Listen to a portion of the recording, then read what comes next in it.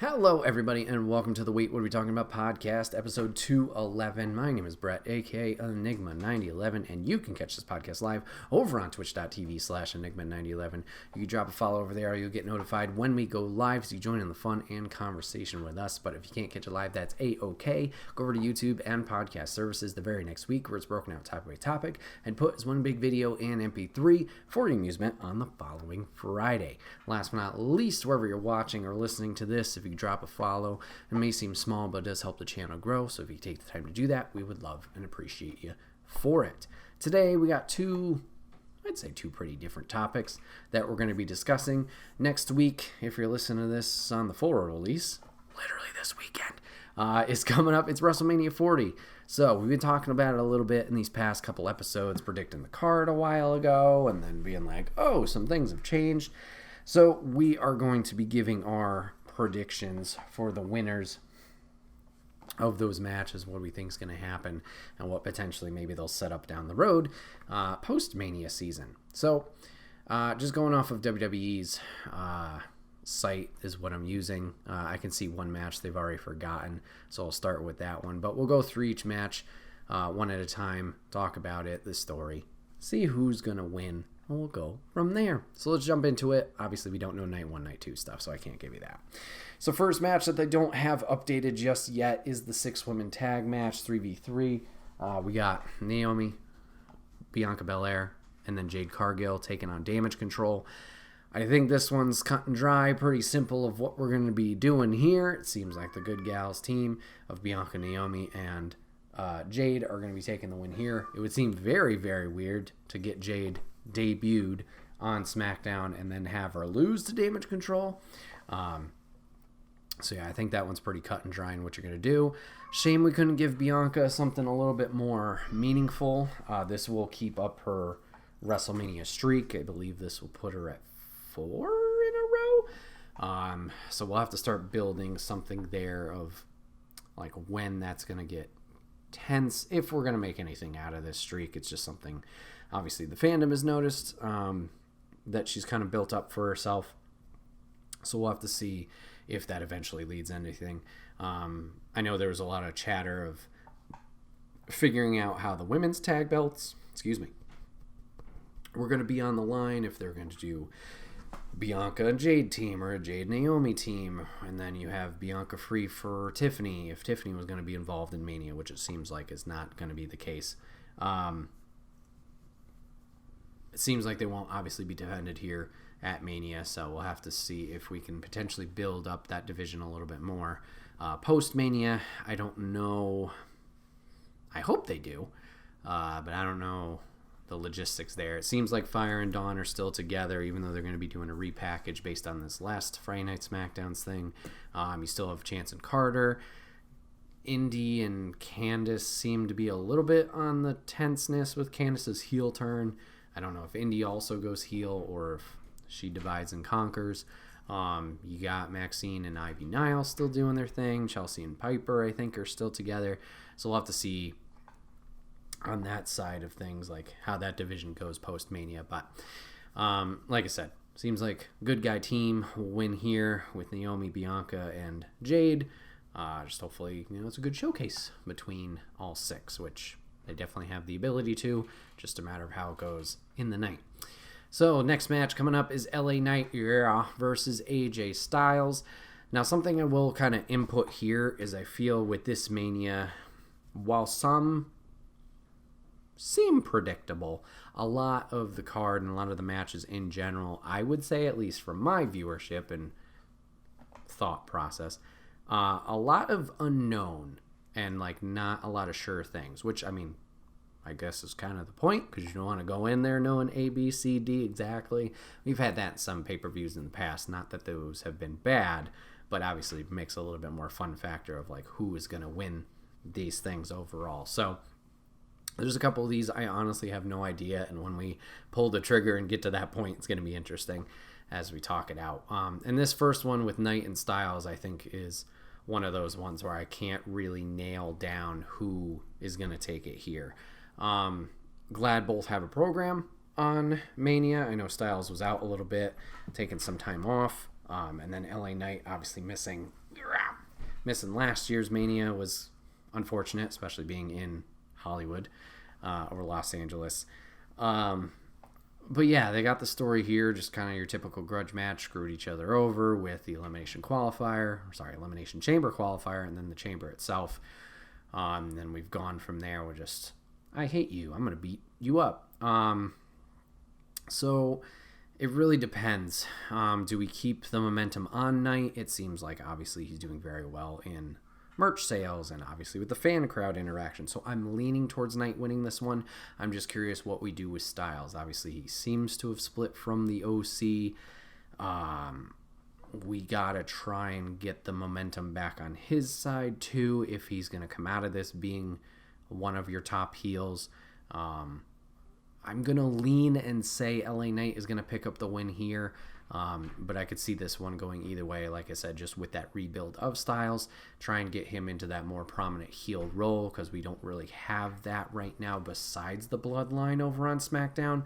I guess you do have Final Testament and Karrion Kross, but that's been not bad, but it's still wishy-washy in terms of, like, is this catching fire momentum with a lot of people? Like, I know I like all of the elements of Final Testament, but I know AOP is still new to a lot of people who are getting back into it, as well as Cross, this being his third attempt technically on the main roster.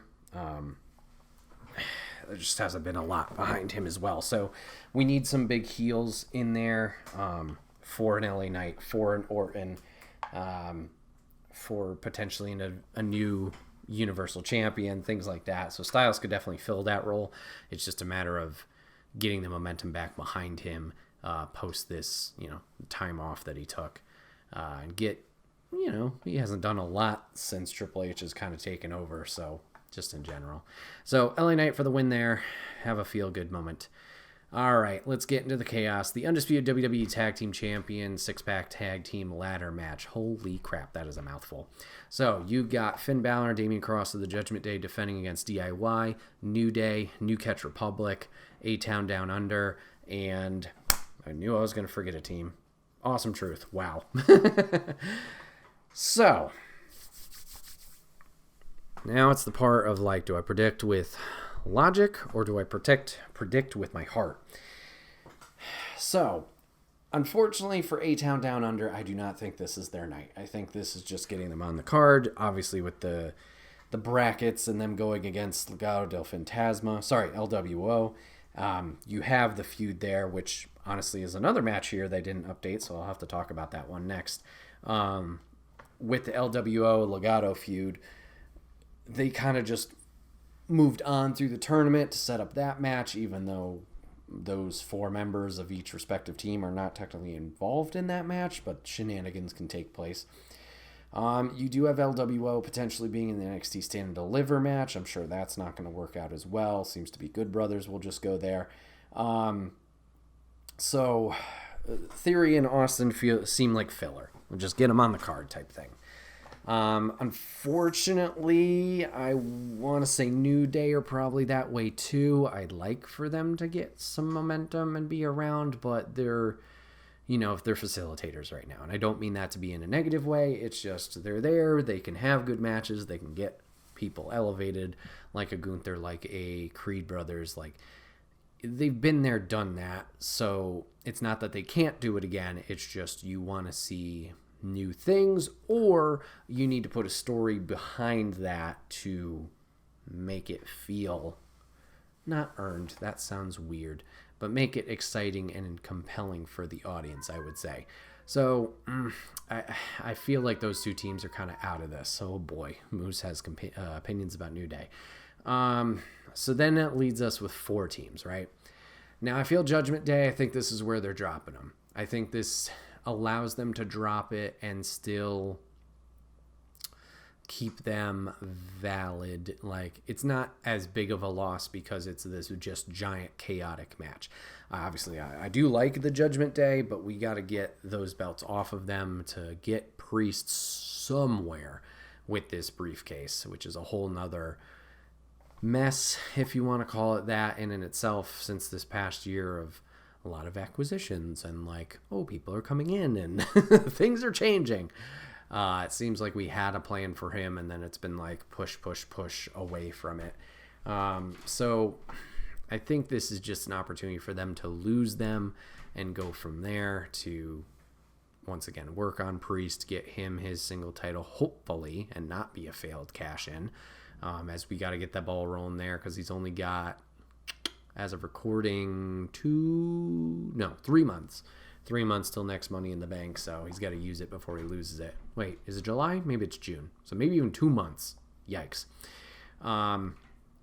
So we got to figure out that situation. And then, not that I mind the group, they could still be in the group, but, selfishly, let's get Finn back in the program with something. I don't want Judgment Day to fully implode. You could still be in a group with them each doing their own thing, but maybe give some different stuff for each of them. I think they've been a healthy addition to the tag team scene, which is good. So it's not anything of like, nah, I don't want them in there. It's just, I want something different for them. That's all.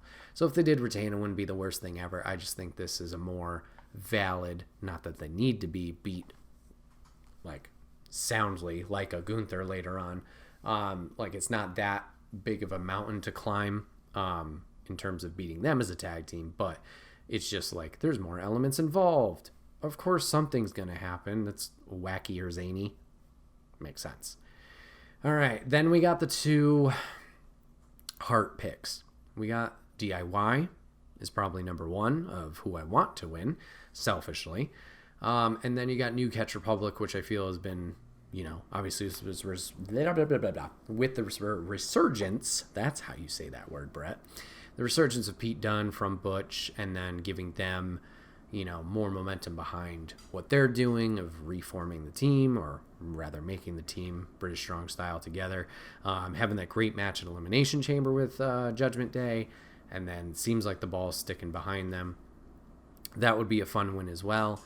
I just don't know if the longevity is there, if like that would get the huge crowd reaction that you typically want at a Mania. But I think that would be fun, once again, selfishly as well. Then we got Awesome Truth. Now, if we're going just off the storyline stuff, Awesome Truth seems to be the shoe-in of like who would fit this spot in terms of a victory. So I would say they're the favorable winners. I don't know if I want to officially lock them in as my choice to win, but obviously all the shenanigans with Truth and Judgment Day. You get the revenge on them by being the ones to take the belts away from them. Do you continue the storyline from there? If so, that's a little scary because then, Priest isn't doing anything. And like I said, we have this 2-month crunch of the world title in the briefcase, or, well, any title in the briefcase. So, not entirely sure there. I'm going to probably go with my heart over my brain here. I'm going to say a DIY takes this one. We get a fun Mania moment with them. They can have some great matches with, the rest of the teams and title defenses here. We know those guys can go. So to get them more on pay-per-views defending these, I think that will just help their momentum in terms of the crowd. The DX nickname, fun. I think we got to get away from that. It might start rubbing people the wrong way. Like I thought it was just going to be a quick little in and out R-Truth joke. It seems to stuck around a little too long. I don't want it to be like, oh, well, they're Triple H and Shawn's like teacher's pet. I don't want it to be that situation. Then people grow sick of them. I want people to like them. So I think the nickname, or that nickname joke, if that sticks around too much longer, that's going to turn against them. So yeah, give it to DIY. Let's go with that for the ladder match. So like I said, because it's not updated, let's go with the LWO versus Legado match. So we got this literally introduced on Friday, similar to the women's match earlier. So Mysterio comes out and says, I'm going to do a partner of my choosing. Now, dumb old me, I go to Lady, I'm like, oh my God, they're going to do Bad Bunny at Mania. They still could, but they brought in Dragon Lee and announced the partnership there as well. Now, I love Dragon Lee. He's had a great year in WWE, or rather 2 years. Debuted at Stand and Deliver last year and is now on the Mania card this year. Like, that's great. He obviously does very, very well, is very talented. So yeah, it's going to be Dragon Lee and Mysterio against Dominic and Santos Escobar. So that's cool. That'll be a fun match. I'm sure Chaos will be involved at this one, as well as like Angel Garza and Humberto Carrillo and Cruz del Toro and Joaquin Wilde also get involved. Probably Zelina and Elektra Lopez as well, as I think those two ladies fight off this coming Friday on SmackDown. So it's going to be one of those shenanigan matches as well, similar to another match we're going to talk about later. So I think, especially if we get the Bad Bunny, thing in there. Oh yeah, Carlito's there too. If we get that involvement, I think, it's typical. Go with the good guys here. It's a shame because I really want Santos and those guys to get a little bit more momentum on their side too. Keep them, once again, viable or believable. What is the word I am thinking of? Just in terms of the audience's eyes. You don't want it to just be a wash like after they're done. You want people to still be difference makers in terms of the bad guys. Obviously, typical stories. You want the good guy to conquer evil to then move on from there, but you want credible bad guys for them to, take down, but the bad guys still need to win. To build that credibility, but then they still need, oh boy, talking is hard. They still need to be credible post that loss. They can't just be like, you don't mean anything anymore. So hopefully that's still there. But I'm going to say LWO wins this one. For that tag match. Sorry.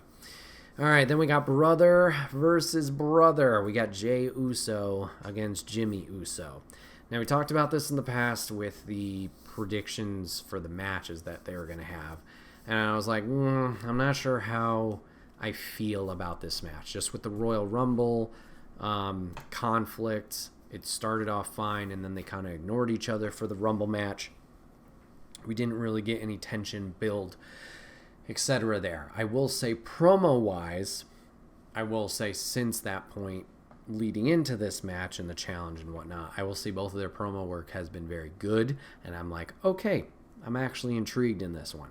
Hopefully they can pull it off in the ring. Hopefully they can make it compelling, make it interesting. I think this is another one you got to lean towards the good guy and give Jay his moment. This could be a whole, as we said last year, so I mean, take this with a grain of salt, but the whole toppling of the bloodline, give this to Jay, and then we can go from there. I don't think there would be shenanigans in this one. I think that's going to be more later towards the other bloodline stuff, so I don't think Solo would get involved, to my knowledge. Him and Jay are going to be fighting on SmackDown once again this coming Friday.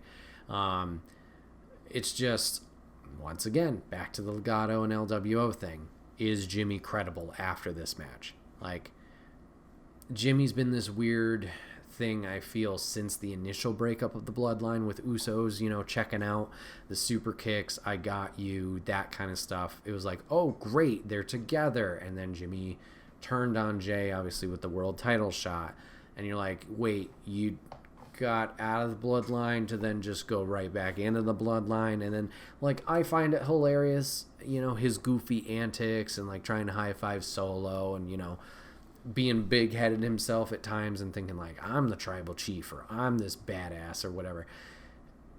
Once all this is said and done, obviously it really depends on the bloodline stuff. Like, is he still in the bloodline? Is that still a thing that's happening? Is Roman setting off sail and taking some time off until SummerSlam or whatever? What does he do after this? And he's really got to build up his Solo identity, unless after this match it's that healing moment where Usos come back together. In a way, I'd be fine with that, but it's also, they've already accomplished so much as a team, and Jay's just starting to get the ball rolling with whole main event Jey Uso single superstar thing. I kind of want that to continue. It'd be a nice feel-good moment for a healing moment at the end. It just feels like return to form of like, oh, they're back to doing the tag team thing. Not that they couldn't do solo stuff and be a healthy brother relationship team. It's just, I don't know. So, Jay to win in that one. going over his brother Jimmy. All right, back to the tough decisions. Back to the, oh boy, I really don't know. Is technically for these next 3 matches. Intercontinental Championship defended by Gunther going against Sami Zayn. Okay, now, love Sami. Love Sami to death. He does a great job. He has great promos. He's that underdog you want to root for. He does not need this moment in beating Gunther. He needs... This feels bad. Like, he needs that world title, or he needs to... I don't know. I don't know what Sami needs to spice things up. Like, how many times can you be this underdog chasing up to then fail? And I feel like, obviously, Sami's been around 2016, I believe, NXT. The whole Kevin Owens story, winning the title there after numerous tries against Adrian Neville. Pac finally gets that. Him and Owens have their program. He immediately loses the title in the first defense, and then fights Shinsuke, goes up to the main roster, and then has been up, down, sideways, left, right. Like, he's done everything. Tag titles, IC, US, conspiracy theory character, bad guy, good guy. He's never won the big one.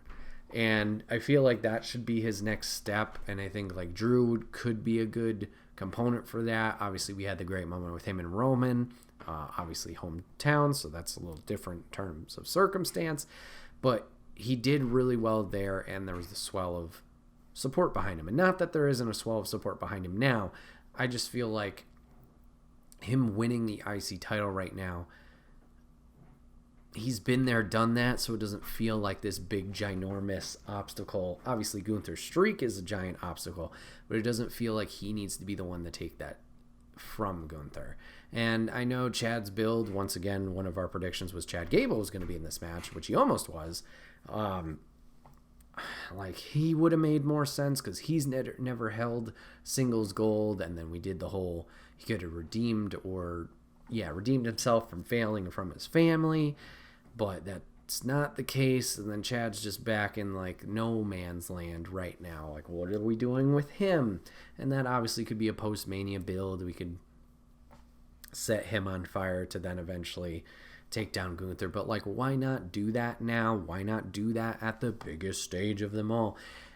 You could do it at Bash of the Beach. This ain't WCW. Bash of Berlin, or whatever that, pay-per-view is. Is that Backlash? I don't know if it's Backlash or if it's just a different TV special or whatever it is. Like, do you do it there? I guess you could, because you need some bad guys to win here. Gunther is already the number 1 record. Do you keep that going? It's really, really just brings up a lot of questions, as we talked about, like, what's everybody's thing after Mania? And then, like I said, with the whole Sami drill, like, what does he do? What do you do with Sami afterwards? I don't know if he loses upwards and then goes for a world title shot. I'm going to lean towards Gunther keeping the title here. Keep it on him. Give it to somebody else to break that, propel that next person up higher of, like, beating that record and beating that. And I feel bad because, like I said, I don't mean to be negative against Sami. It's just... his momentum hasn't been there. There's not, like, a groundswell of, like, come on, Sami, you can do it. And yeah, I don't know. Next one, United States triple threat, Logan Paul versus Orton versus Kevin Owens. This one probably is one I'm looking the least forward to, if I'm being honest. Orton and Owens have been buddy-buddy since this has been announced. Maybe there'll be some tensions that finally fly on Saturday. They lost to Pretty Deadly this past Friday due to the interference with Logan Paul and the brass knuckles. So there was a little tension there as Orton was like, what happened? Why'd we lose to those guys? But then he saw the footage. I really don't care about this one, to be honest. So I'm just going to say Paul retains. We're going to have both the mid-card titles retained. So Logan Paul retains. Obviously, Owens came really close at Elimination Chamber and was hoping for that, but didn't come to fruition there. I just don't care. Yeah. Sorry. Last one here in this streak, at least, of unpredictability. It's the Women's World Champion. It's Rhea Ripley defending against Becky Lynch. This one is one I like both participants. And I'm not sure which way booking is going. Obviously, Rhea's been on this, groundswell now with the Judgment Day character and really committing to what she's doing and doing well at it. And then Becky has been that hero we've had for a while. She hasn't been in the title picture for quite a bit, it seems, after loss, or just doing other programs. I mean, I guess you could technically be like, well, she was NXT Women's Champion, and that's true. I'll take that. But working with the younger talent down there, moving Lyra up and working with Tiffany and working, getting their credibility up. But in terms of main roster, she hasn't been around those title pictures. She did the program with Trish. She was in Money in the Bank at a losing effort to EO. I'm trying to think of what other stuff she was involved in this past year, but I don't think she's had the belt for a little while. So it's tough. It's tough because Rhea, while gaining popularity, match-wise, has been like 50-50. Some have been very good. Some have been a little missteps. Not in terms of like her fault or anything, just in terms of booking and like giving her good matches, I guess. Like obviously her and Charlotte when she won it last year was great. Nia and her surprisingly pulled out a great match in Elimination Chamber. We've had some hiccups here with Maxine Dupree and Ivy Nile. Ivy Nile wasn't that bad, but there just hasn't been like anyone that really feels like a contender against Rhea. Obviously Becky does. Becky does have a lot of credibility behind her and feels like it's going to be a good match, and it probably will be a great match. I just don't know if they're ready to pull the trigger and take it away from Rhea, or to keep her going on this and have Becky then once again go back to working with younger talents and kind of try and elevate the rest of the roster. For example, like a Candice or LeRae, as we talked about earlier. Like with her being a heel now, do you need someone like Becky who can be that face and be that fans believe in her? Fans are still iffy about Candice, and then have them have a good program. I could see that. You could flip it on its head too and be like, okay, who's next for Rhea? Let me think. I don't know. So it's tough. I'm going to lean towards Rhea retaining here. Like I said, nothing against Becky here. I do enjoy both of them. But I think we keep it on Rhea here. I think that would be better. It's just, who's next to go against Rhea? I guess we'll have to figure that out going forward. But we'll say Rhea retains. Then we got the WWE Women's Champion, Io Sky, defending against Bayley, the Royal Rumble winner. There's been a program here. Has it been elevated like the other ones have in terms of media? No, probably not. I'm going to do cut, short, simple, dry with this one. Bayley wins. Obviously, Mercedes is somewhere else, so we don't get that feel-good story there. But I think Bayley goes fully back face. I don't know if we'll see the Bayley buddies and the side ponytail as old days, but her current music doesn't really match the good guy character, so at least some type of form of music change.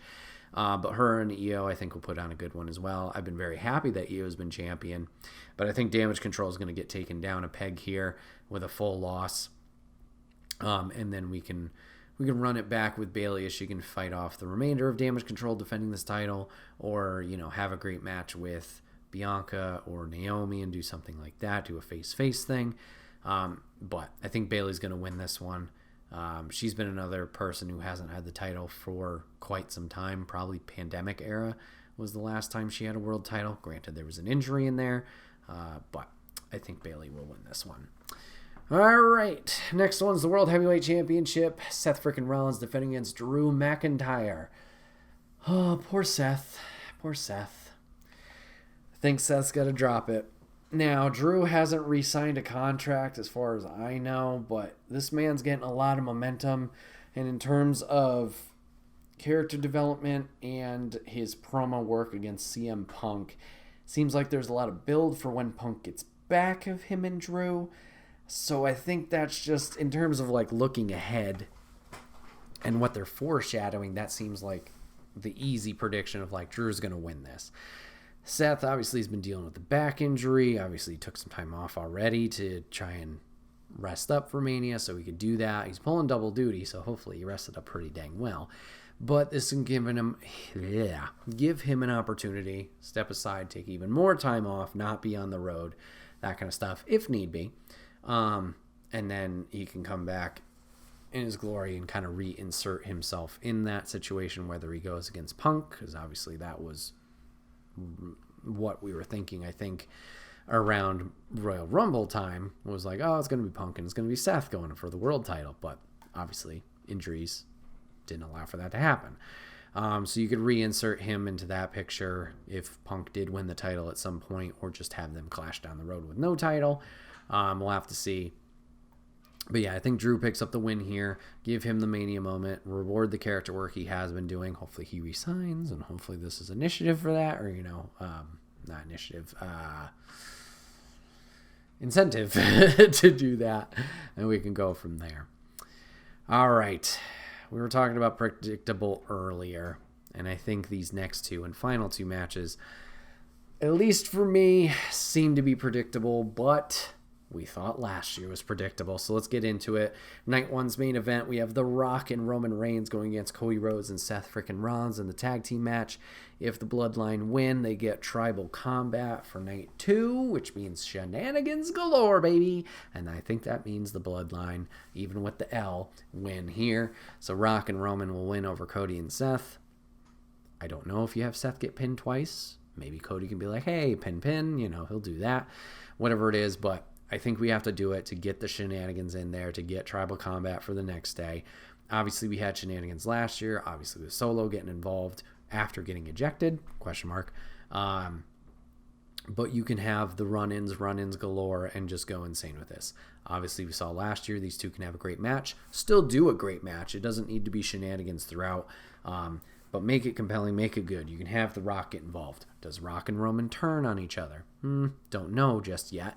You can have Solo get involved. You can have Seth come. You can have Jay come. You can have, the TV truck of Stone Cold Steve Austin and Cena come. I guess Stone Cold just has beef with The Rock because history, and then Cena's Cena, so, reasons.